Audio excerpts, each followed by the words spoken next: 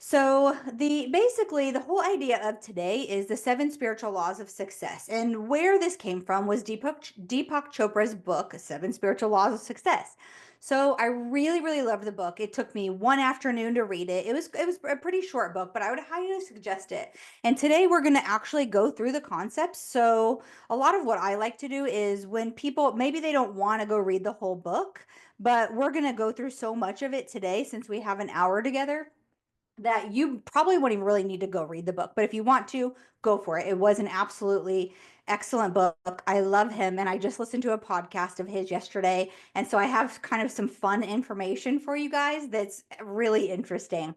So we're going to go through all seven laws. And I'm going to give you like a little snippet that directly came from Deepak Chopra. So it's really, really interesting how this happened. And I just love technology. So I'll just say that I love technology. So the first law, and if you want to take notes, you are more than welcome to. The first law is the law of pure potentiality. So what this is kind of like where it all begins, right? The truth that you are pure potential, infinite possibilities, right? So this is kind of like who you were before, and it's still who you are, but it's like remembering who you were. But it's the idea that so many other people's opinions have basically taken us off our path of remembering who we are. And that's our parents, that's friends, just family in general. That's even our own thoughts, right? So we really are truly that pure potential, pure consciousness. And it's your job isn't really to hustle. Your job, right? Is to just remember who you are. And the really good ways to remember who you are, a lot of the things we talk about are meditation and visualization and just getting closer to source, whatever it is that you believe in. And it's kind of here lately for me, it's like coming to fruition, like that I'm starting to remember that God is working through me so much, and the separation that we have, been taught since we were kids of God. And maybe you weren't taught that, but in the United States, we definitely were taught that we are separate from God. And it is so apparent to me the more I read and the more I talk about spirituality that we are not separate at all. We are just a little piece. It's almost like, think about like a starfish. If you cut a piece of it off, it grows back, right? So we are like that little piece of the starfish or the drop in the ocean, whichever way you want to look at it. It's like the idea that we are not separate. So about God, we think about him as being like supernatural. Well, what if we were supernatural as well, right? So since we are supernatural is what I should say, because we are. And I think we're not even tapping into this pure potential that we talk about. Um, so whenever you get really still and meditate, you get to reconnect with this part of yourself. And I would even venture to say that whenever you're talking about going and talking to your higher self is God. It is your divine source. It is your essence. So that's what the law of pure potentiality is. So I'm actually going to lead you guys in a very, very short visualization. And it is actually in the workbook. So I want you guys to go back and do this later on because it is short. And then there are some journal prompts inside of that workbook as well.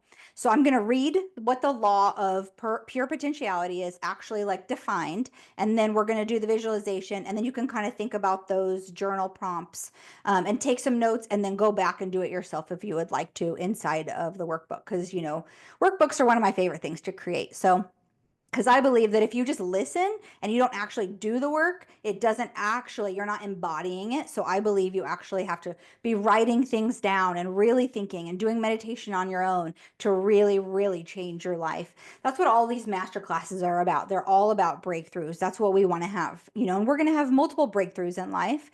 And so I will tell you, like, all these doors are just starting to just fly open for me. And I think it is because I am starting to try to live. I hate the word try. It drives me crazy that I even say it. I am practicing living more in the feminine and not the hustle and bustle of the world that, somebody told me at some point in time that I needed to do. So, yes, Stephanie, I saw your yes in the chat. Okay, so the definition of this law from Deepak Chopra's book, this law is rooted in the understanding that our essential nature is pure consciousness, limitless, silent, still, and infinitely creative. When we connect with this essence through practices like meditation, silence, and non judgment, we align with the field of pure potential. In that space, success isn't forced, it is allowed. We are open for that receiving. This law reminds us that we are not our roles, fears, or labels. We are infinite beings capable of manifesting anything we remember when we remember who we really are. Okay, so I'm gonna have you guys close your eyes and do this. It's a super quick visualization. So close your eyes and imagine standing in a vast field of golden light.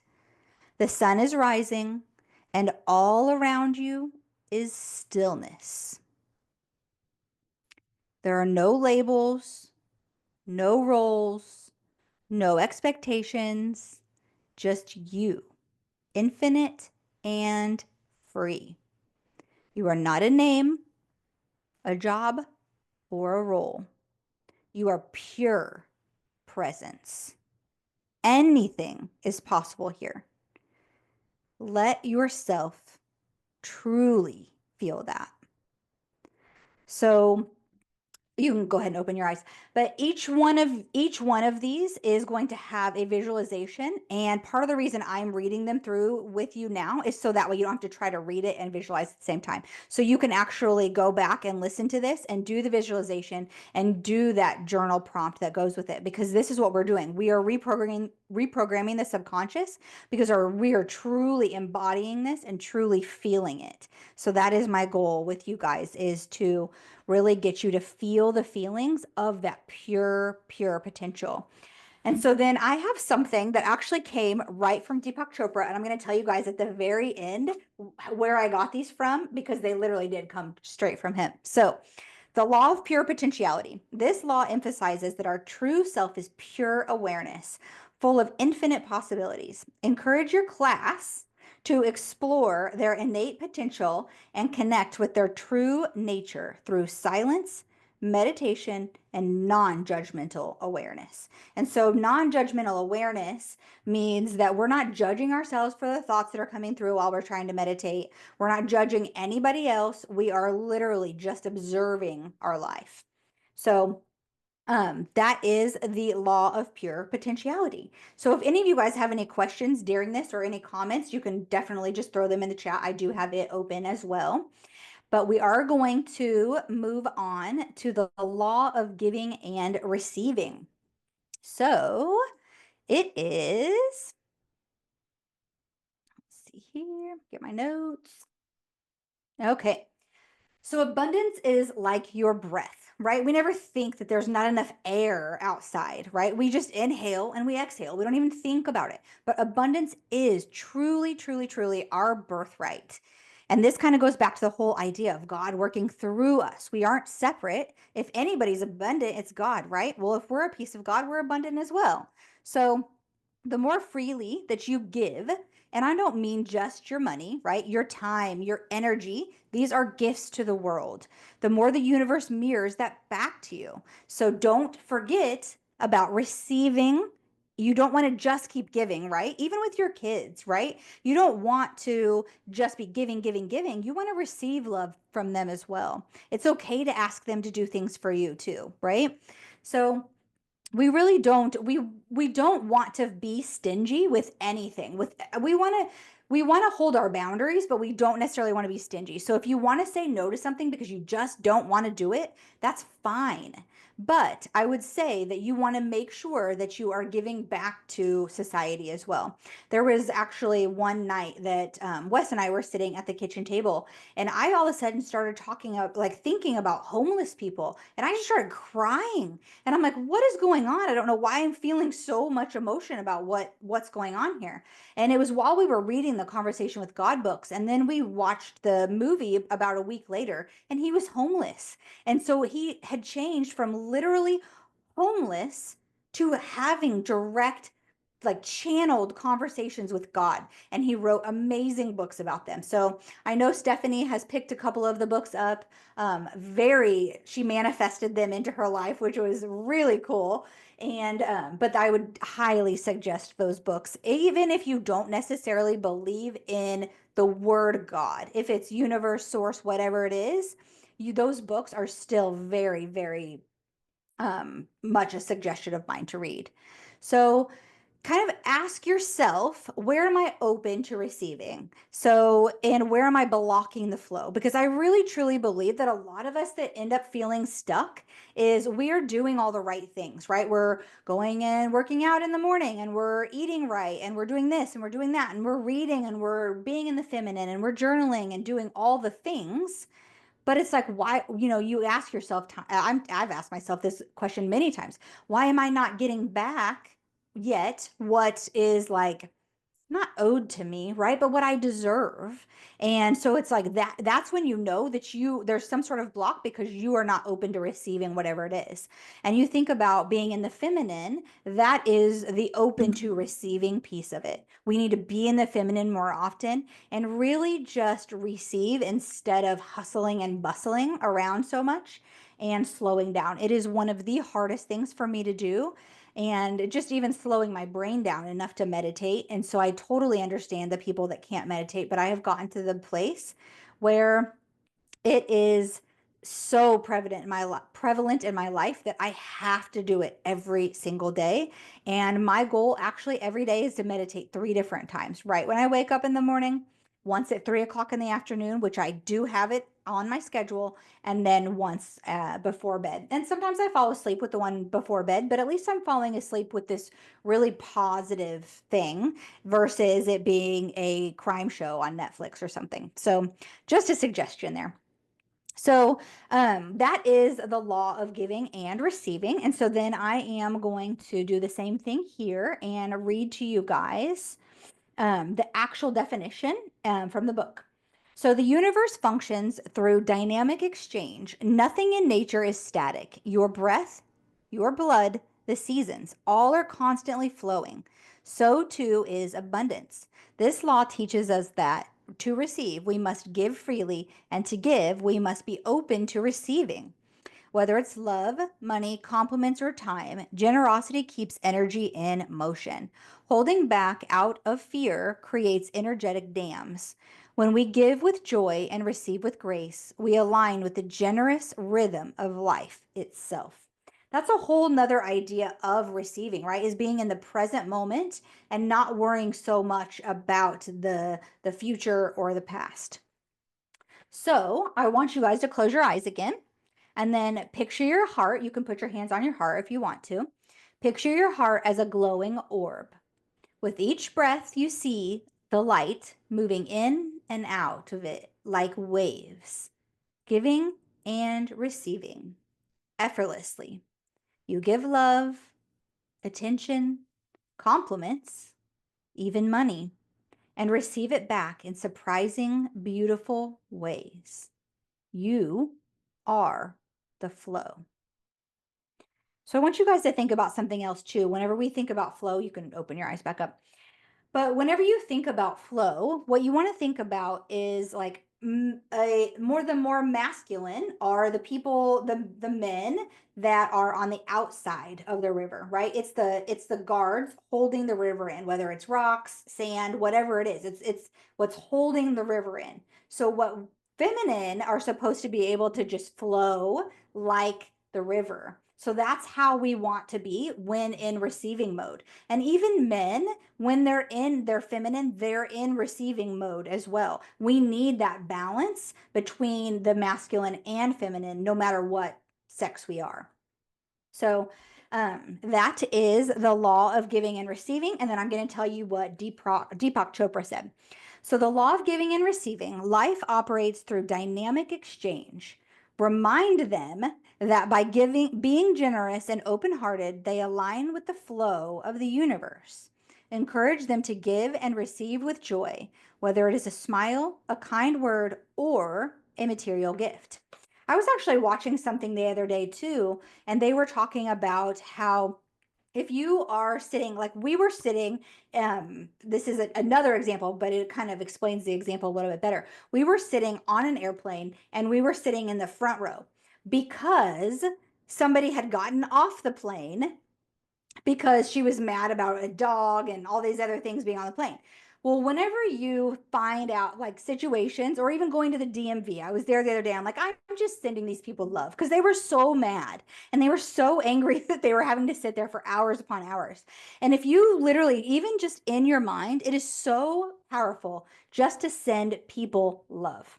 So when you're any of those situations, even if you're with your family on Christmas and somebody says something that just drives you crazy because it triggers you because of something when you were a kid or whatever it is, it's like if you can just send them love, this is part of that same law of giving and receiving.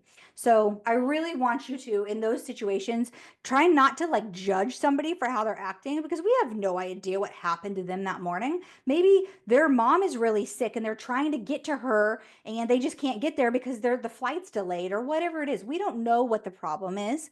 So my challenge is to just sit there in observation and love instead of sitting there in judgment and kind of getting mad yourself because we can really get our nervous systems really acting up when they don't need to, because that's one of the biggest problems I feel like with manifestation is that we're sitting here with these nervous systems that are going, going, going, going, and we don't ever allow them to calm down and just receive and be in that flow.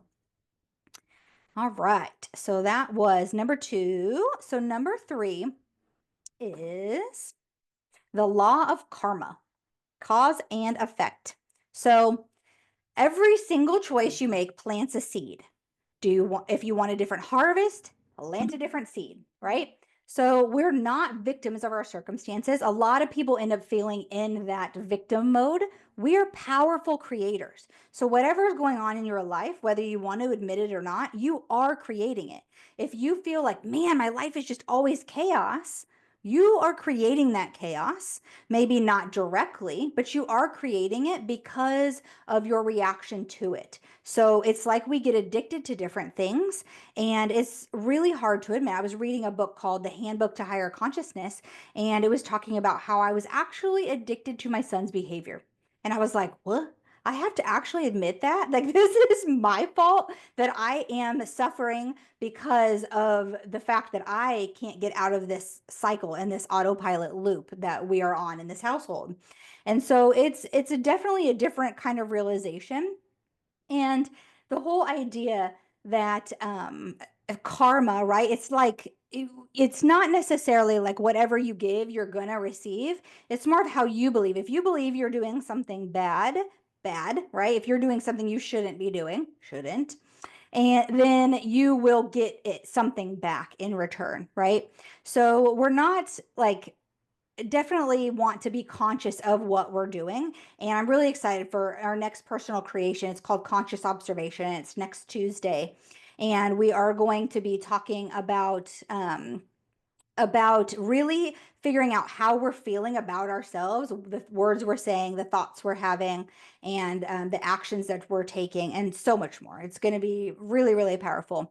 But it's you don't really necessarily want to fear karma. If you have basically forgiven yourself, then the idea of karma isn't going to feel so heavy, right? So you want to basically like make sure that you're just operating out of your true self as much as possible. If you need to ask yourself sometimes, okay, what would my higher self do in this situation? You know, would they start gossiping about other people? Would they take these certain actions that might not be good for the greater good? So really ask yourself what you're doing in your life to create that cause and effect, because that's why we call these laws. It is a law. For every cause, there is going to be an effect. So um, we will do the visualization real quick with cause and effect, and I'll define it as well. So every action we take generates energy that returns to us in kind. There is no such thing as a meaningless choice. Every word, thought, and deed sends out ripples. This law invites us to become conscious creators of our lives by choosing with awareness. It also teaches that every experience is an opportunity for growth. If you want different results, plant different seeds. Ask yourself, will this action bring fulfillment to me and those affected by it?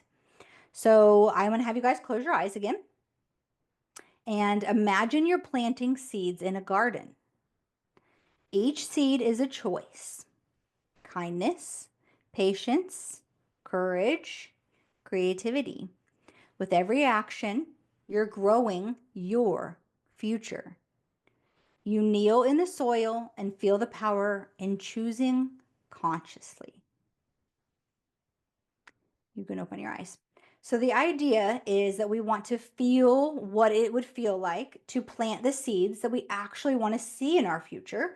So again, ask yourself, what would the next level version of myself do in this situation?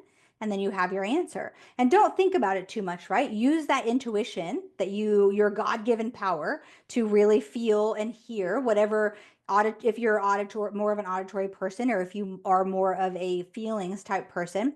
I hear things a lot. Like when I was in my garden last year, I heard, "You're not listening. You're not listening." And I was like, "Okay, what am I not listening to? Now I got to figure out what that is." So just think about that. And Wes said, "I'm over halfway through the book and it is truly telling." Yeah, so he's talking about the handbook to higher consciousness. Very, very good. So the law of least effort is the next one. And basically, it's like, stop being busy, right? Like, let's drop the badge of busy. Struggle isn't success, it's a misalignment. So, whenever you're struggling, whenever you're overwhelmed, you might feel like maybe I'm gonna get this is like my fast track to success, and it's not, right? So, nature doesn't force, water doesn't push, it flows. So, this is your permission to stop gripping and start trusting. Start trusting the universe, start trusting God that the money will come. The money will come. Whatever it is that you're wanting to manifest in your life, it will come as soon as your vibration matches it. And I'm not saying you have to be happy all the time, but vibrating on a different type of level than you are currently is where you have to get to be able to be matched up with what you're trying to manifest. So, basically, stay in your lane. When you stay in your lane, things feel easy, right? So it's not lazy. It's just really smart to be able to stay in your lane. If you need to hire an accountant for your business, hire an accountant for your business. If you need to hire somebody to do data entry, hire somebody else to do it. Stop doing the things that you absolutely hate in your business and start doing the things that you love, because that is what is going to create that alignment, and things will start manifesting. Just like I was saying, the doors are just starting to open, and I can't really explain it except for I'm vibrating higher. I'm making decisions from millionaire Trisha and really figuring out what that next step is that's going to take me where I need to go, want to go, desire to go. So let's see here. Sorry, I'm having to flip back and forth in between screens. Okay. So, the law of least effort. Nature functions with effortless ease. Grass doesn't try to grow, it just grows. The sun doesn't strive to rise, it simply shines. This law teaches that when our actions are motivated by love, joy, and alignment, we can accomplish more with less effort. Struggle, force, and resistance are signs we are out of the flow. Least effort doesn't mean laziness. It means surrendering the need to fight life and instead cooperating with its natural rhythms. I literally just pictured somebody just laying in the grass. That's like, I mean, it really doesn't get much more like just open to receiving than something like that, right? Like getting grounded and just laying there and just letting life take over. You don't want to sit there, and I know me, I'd be like, okay, are there bugs crawling on me? What's going on? It's like just surrender, right? So, when we accept things as they are and take inspired action, success flows to us without force. So, I'm not saying go lay in the grass and don't do anything else. I'm saying take that inspired action. If you want to meditate, maybe meditate. What's my next step? And sit in meditation. It's like I've told you guys before, the whole idea of Albert Einstein. He used to sit in meditation and he would have silver balls in his hands. And once he got to this point in meditation of like that really slow brainwave state, the balls would just drop and he would wake up with the answer. And so when you're really intentional about the meditation that you're doing, and you start calming your mind down, a lot of times you'll just know, right? You'll have that inspiration. So definitely another challenge to you guys. Do things very, very intentionally. All right, I'm going to have you guys close your eyes again and picture yourself floating on a calm river, completely supported. The current is guiding you exactly where you need to go. There's no rush, no fight, just trust. You let go of paddling, of fixing, of proving, and you allow life to carry you. So you can open your eyes. The whole idea is with these visualizations is that we're really wanting to feel that surrender, really wanting to feel the receiving. And the more you can calm your mind, the higher you're going to vibrate. Okay. So really just feel into these and then do the journal prompts after them that are in the workbook. And yes, I put the workbook in the chat. Okay. And then Deepak Chopra told us, he said, this involves doing less and accomplishing more.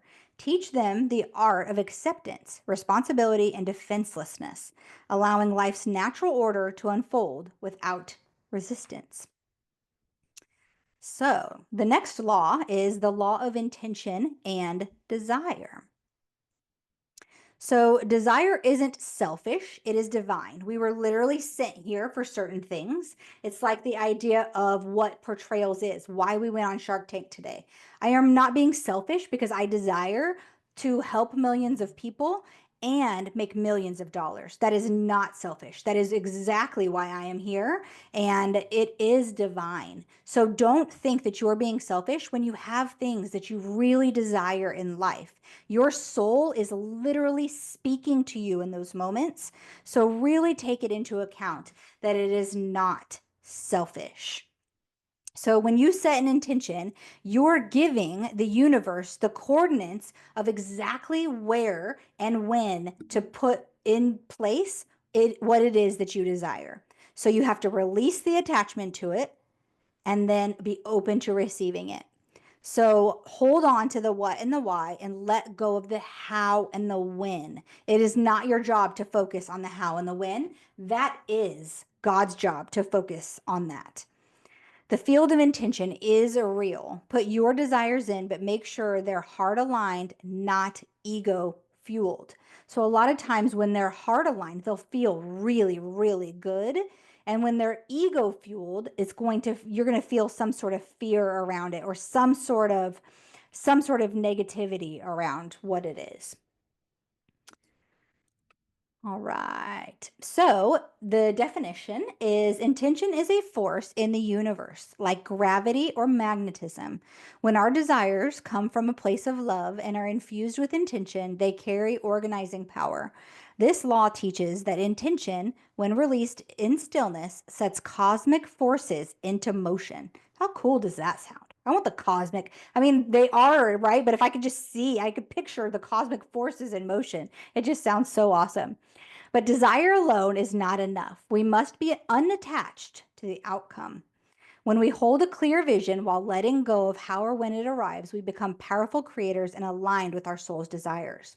So that's the idea of, like, I always think for me, it's like WebWorks, right? For me, my digital marketing and branding agency has over the last few years just really started like trying to almost like I say niche itself down. I am the creator, right? So it's me doing it.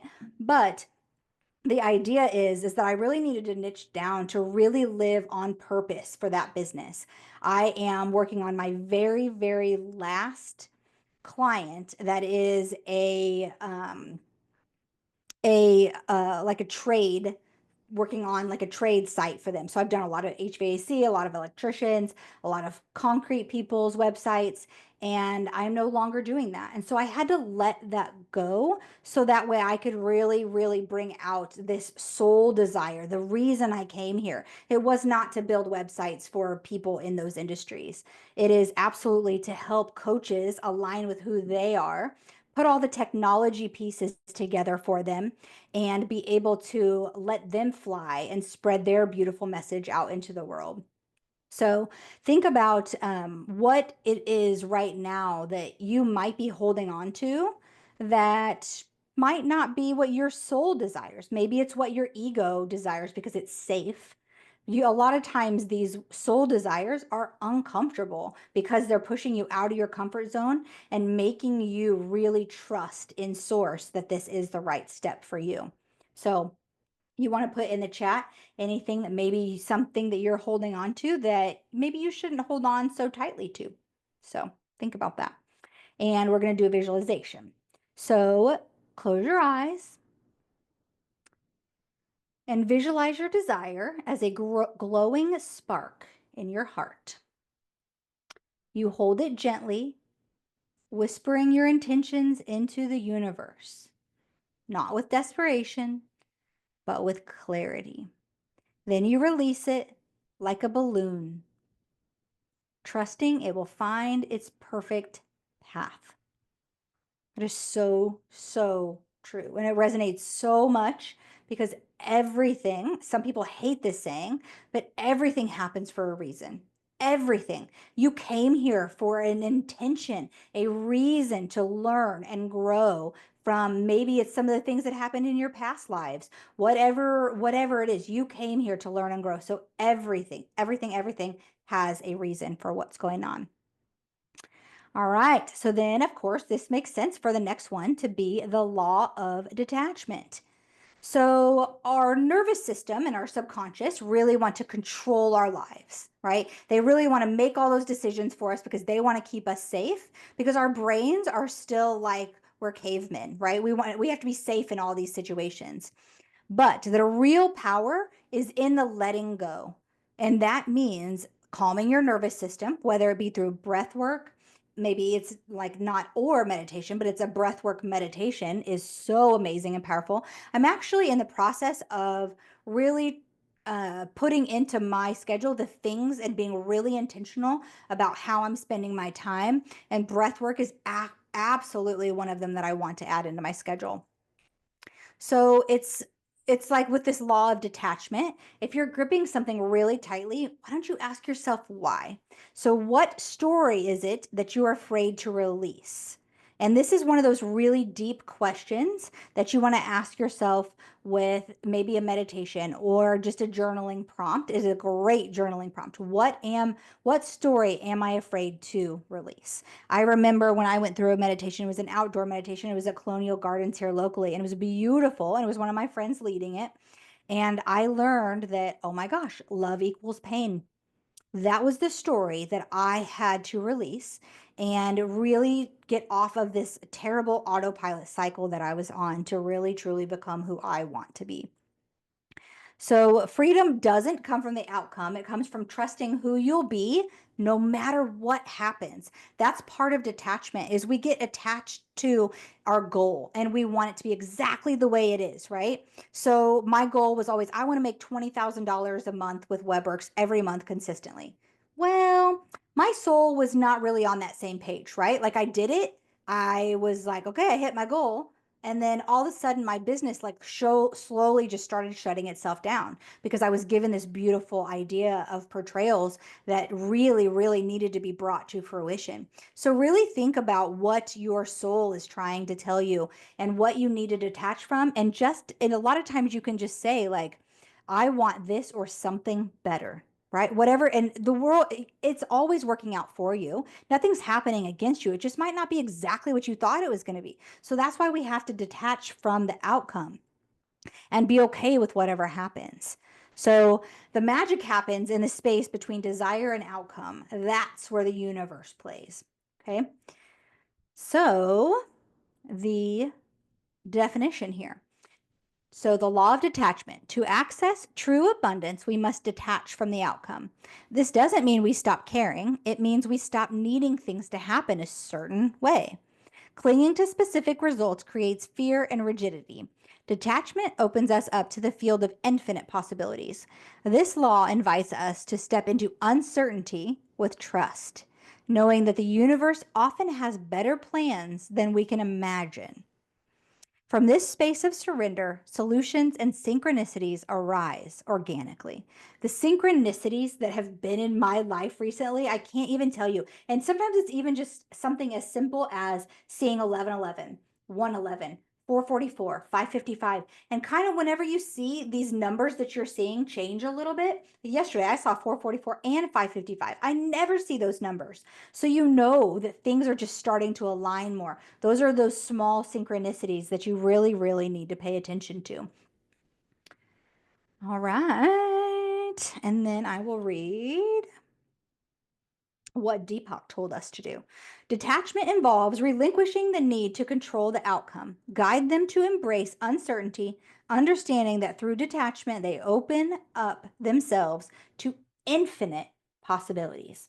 So you can kind of see how these all kind of revolve around each other, right? We were talking about how we are infinite possibility at the very beginning of this. So the next one and the last one is the law of Dharma. So this is the purpose in life. What is your purpose in life? And this doesn't have to be some grandiose idea. Our purpose in life changes throughout our life, right? Maybe your purpose right now is to be a mom and make that generational change for your children so they don't have to live the lives or the feelings that you've felt, right? We want to make them feel really whole. We want to make them feel seen, loved, heard, and safe. And so, whatever your purpose is in that part of your life, it's literally just being the best version of yourself every day. So, you're not here by accident. Your weird mix of talents, your quirks, your passions, the things that you love, that's your unique blueprint in this life. So, stop trying to be like anybody else. And then your purpose starts showing up really loud and really clear. So, Dharma isn't like a job title. Your purpose isn't a job title. So don't think about it that way. It's how you serve the world by being fully you and living in your truth authentically. So it doesn't have to be this like Wes is in corporate, right? His purpose in life is not to work in sick care forever, right? That is not his purpose. And so he's really diving into figuring out what that purpose is. And Stephanie is an esthetician that's really, really diving into this work like full force. And I love it so much. And so she's working on figuring out what her purpose is and how she can support, whether it's through a farm and having a farm stand, which is beautiful because what you put in your body, we all know is so, so important. And so it's just really think about your purpose in this life as being, maybe even think about it a little bit more simplistically than what you're thinking that you have to define, right? So the more that you embody who you truly are and what you came here to be, the more the universe will have your back. The more doors are going to open, just like I was talking about. So when you're on living on purpose, it magnetizes abundance and it magnetizes the right people to you. Just like I found a developer in one of my programs when I really truly invested in myself. So really think about that whenever you're thinking about your soul's purpose. We're not thinking about our human potential purpose. We're thinking about our soul's purpose and what we came here to do. All right, so the definition is each of us has a unique purpose, a special way we are meant to express our gifts and serve the world. This law teaches that we are not here by accident. Our talents, interests, and experiences are part of our divine assignment. When we live in alignment with our Dharma, we experience fulfillment, abundance, and joy. True success is not about competition, it's about contribution. When we show up fully as who we are and use our gifts in service to others, the universe supports us with everything we need. All right, we're going to do visualization again. It's our last one. So close your eyes, take a deep breath. Imagine you're handed a key with your name on it. You walk up to a glowing door, unlock it, and step inside the life only you can live. Inside are your gifts, your voice, your unique way of serving the world. You don't need to chase purpose. You are purpose. All right, you can open your eyes. Okay, so this is what Deepak Chopra told us. I think I might have missed a visualization. I might have to go back and do that. So he told us this is about discovering our true purpose and using our unique talents to serve humanity. Inspire them to identify their passions and how they can contribute to the world, finding fulfillment in serving others. So I will say over the last couple of years, I've really thought about like, what is my purpose? Because it felt like it just kept changing. And I was a teacher and then I was creating this and doing that. It's like, well, what am I really doing here? And started just creating way too many things and not really just being honed in on the thing that I really want to be doing now. So definitely challenge you to figure out what that is. But I think that our purpose truly here is to remember who we are and then help others remember. And so that's what we're really trying to do with the personal creation course that I am in the middle of creating. And Stephanie's in it, and we've gone through 5 different modules now. And like I said, the next one is conscious observation. We go through wealth, abundance, all of that. And it is such a beautiful program. There's a link to it inside of the workbook as well. And it's just a QR code that you can scan to see that. And then, of course, the Ascend program for coaches, we are able to use one platform and be able to take your coaching business to a whole new level that you might never have thought possible inside of one software. There's affiliates, there are, of course, landing pages, lead generation tools, anything that you could possibly ask for. I spent 10 years in my digital marketing agency and really trying to find a software. And like I said, 10 years later, I finally found it. And we've been on WebWorks 3.0 for a few years now. And it's just fantastic. My entire business is on it, except for design tools, kind of like Canva is really one of the only other softwares that I actually use. So Stephanie says, it really is. This is the first year I'm finally feeling like I'm doing the things. And doors just like literally right when Stephanie joined, doors just started opening for her. It was amazing. So Stephanie says, and everything just coming to me. Yes, it just comes. You're a magnet. And so just keeping that, right? Like it's the idea of the whole like luck, right? It's not necessarily luck. It's like that lucky girl syndrome. It's like things just keep coming to me. The best things always happen to me. Keeping that vibration is really good for manifestation. So yeah, she said, thank you, Trisha, for this program. Invest in yourself. So I definitely have learned that investing in myself has started opening those doors for sure. So I want to tell you guys something that I thought was super cool that I found yesterday. And you're more than welcome to come off mute if you have anything to say or any questions or anything about this, because we still have a few minutes. But yesterday, I was listening to, or maybe a couple of days ago, I was listening to Deepak Chopra and Jay Shetty. They had a podcast together, and he was talking about how he has his very own AI tool. So you can literally go to deepakchopra.ai and you can go talk to him. That is obviously it's made by him, right? But it's all of his books, all of his teachings. So they have programmed this AI tool to literally be what Deepak Chopra would say to you. So I thought it was super cool because he's operating from a spiritual level, a level because he's Indian, and so he's operating out of it. He's not operating from like the Bible, right? Or operating from the people that have created ChatGPT. They said like 90% of them were white older men. So it's like, what are they operating out of? Versus like Deepak Chopra is operating out of this beautiful spiritual realm. So you probably wouldn't be here today if you weren't operating in the spiritual.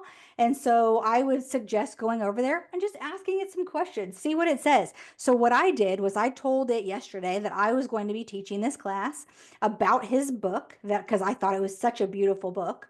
And what would he say to us? And so that's where I got those from, was actually his AI. So it was just super fun to be able to go over and see what he would say to us in those moments. So I will kind of just leave you guys with that.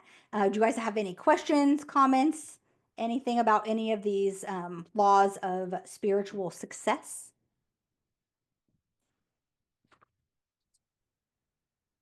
Okay, fantastic content as always. Always look forward to hearing everything that you bring to the table, whether it's in, uh, kind of in passing and listening to you put it together, or really seeing the final product. So it's always great content. Awesome. Thank you so much. And I will actually be putting this video out on YouTube And so you'll be able to listen to it back to be able to listen to those short visualizations when you're working on the workbook. And so whenever you do get into that workbook, I mean, you could either read it out loud and then you can do the visualization yourself. Or just because I don't want you guys reading and then thinking that you're going to really truly be able to kind of like settle in. And they're super short visualizations. But if you listen to somebody else's voice, you'll really be able to settle in and maybe be able to do those journal prompts. And I think I might have missed one, so I will make sure that it is on the video, and then I will send out the link to the recording and then a link again to the workbook in case you didn't grab it out of the chat. So thank you so much for showing up for yourselves today. And thank you for showing up for me today too, because I know that that's part of it as well. So Thank I you, will talk. Trisha, again, too. Thanks for making this so interactive and creating workbooks for us, too. I just want to say that's been such a value with this program is it's not just like hopping on a call. It's like, no, you need to sit down and like do the visualizations, do the meditation, and then take the time to work afterwards. So thank you for making this such a value. You're welcome. Yeah, I love creating the workbooks, so that's always a good thing. All Thank right. you. Have a good day. You too. Bye.